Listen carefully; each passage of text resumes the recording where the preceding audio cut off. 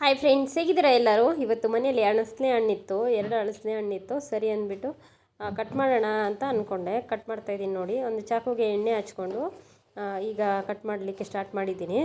ಯಾವಾಗಲೂ ಚಾಕುಗೆ ಎಣ್ಣೆ ಹಚ್ಕೊಂಡು ಕಟ್ ಮಾಡಬೇಕು, ಇಲ್ಲ ಅಂದರೆ ಅದರಲ್ಲಿರೋ ಅಂಥ ಹಾಲೆಲ್ಲನೂ ಗಮ್ ಟೈಪ್ ಆಗಿಬಿಟ್ಟು ಅಂಟ್ಕೊಂಡ್ಬಿಡುತ್ತೆ ಚಾಕುಗೆ, ಮತ್ತು ಕಟ್ ಆಗೋದಿಲ್ಲ. ಈಗ ನೀಟಾಗಿ ಕಟ್ ಮಾಡ್ಕೊತಾ ಇದ್ದೀನಿ. ನಮ್ಮ ಮನೆಯಲ್ಲಿ ಈ ತಿಂಗಳಲ್ಲಿ ಸುಮಾರು ಸತಿ ಇದು ಹಳಸನೆ ಹಣ್ಣನ್ನು ಕಟ್ ಮಾಡ್ತಾ ಇರೋದು. ತುಂಬ ಚೆನ್ನಾಗಿ ಹಣ್ಣಾಗಿದೆ. ಮನೆಯಲ್ಲೇ ಸ್ಮೆಲ್ ಚೆನ್ನಾಗಿ ಬರ್ತಿತ್ತು. ಬಾಗಿಲು ತೆಗೆದಾಗ ಎಲ್ಲನೂ ಈಚೆಯಿಂದ ಬಂದರೆ ಗಮ್ಮಂತ ಸ್ಮೆಲ್ ಚೆನ್ನಾಗಿ ಬರ್ತಿತ್ತು. ಹಣ್ಣಾಗಿದೆ, ಕಟ್ ಮಾಡುವ ಅಂತ ಹಂಗೆ ಇಟ್ಟಿದ್ದೆ ನಾನು. ಇವತ್ತು ಅದಕ್ಕೆ ಕಟ್ ಮಾಡೋಕ್ಕೆ ಟೈಮ್ ಬಂತು ಅನಿಸುತ್ತೆ.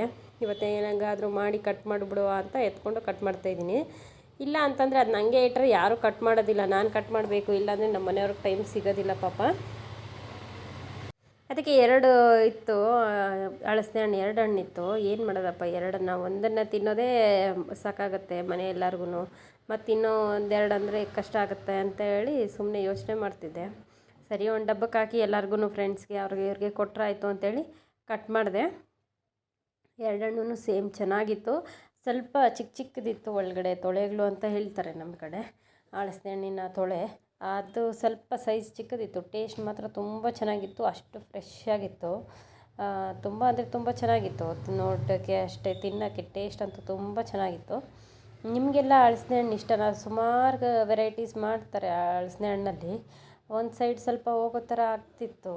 ಇದು ಕೇರಳ ಕಡೆ ಅಂತೂ ತುಂಬ ವೆರೈಟೀಸ್ ಮಾಡ್ತಾರೆ. ಇದನ್ನು ಬೀಜನ ಬಳಸ್ಕೊಂಡು ಸಾಂಬಾರು ಮಾಡ್ಬೋದು, ಪಲ್ಯ ಮಾಡ್ಬೋದು, ತುಂಬ ಒಳ್ಳೆಯದಾಗ್ತದೆ. ಈ ಕರಿ ಮೀನು ಸಾಂಬಾರು ಅದ್ರ ಜೊತೆಗೆ ಹಾಕಿ ಕೂಡ ಮಾಡ್ಕೋಬೋದು.